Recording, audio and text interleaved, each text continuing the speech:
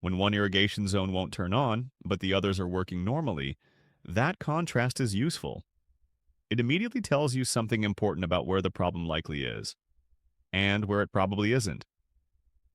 Instead of treating it as a mystery, this is a situation where the system is already narrowing things down for you.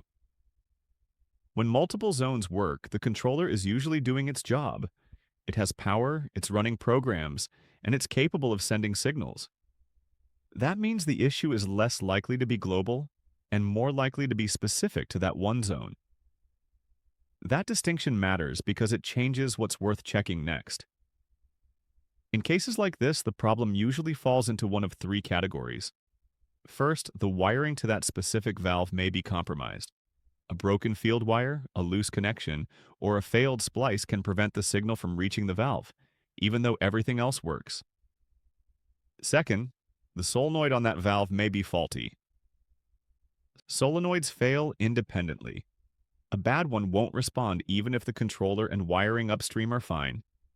Third, the valve itself may have a mechanical issue, but this is usually worth checking last, not first. What's important here is the order. Because other zones are working, you don't need to question the entire system. You can stay focused on what's unique to the non-working zone. That saves time, reduces unnecessary digging, and keeps the problem contained. A common mistake in this situation is replacing the controller or tearing into the valve immediately. But when the rest of the system behaves normally, those steps are often premature. The system is already telling you that the failure is localized. Your job is to listen to that signal. The next step is to compare the non-working zone to one that works. Listen for sound at the valve. Notice whether the behavior is identical or different. Pay attention to what changes, what and what doesn't.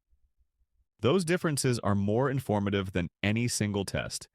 If you're working through a situation where one zone won't activate but the others do, the diagnostic guide linked below walks through this logic step by step. It helps narrow the issue without guessing or replacing parts unnecessarily. When most of a system works, that's not reassurance. It's information. Diagnosis before replacement.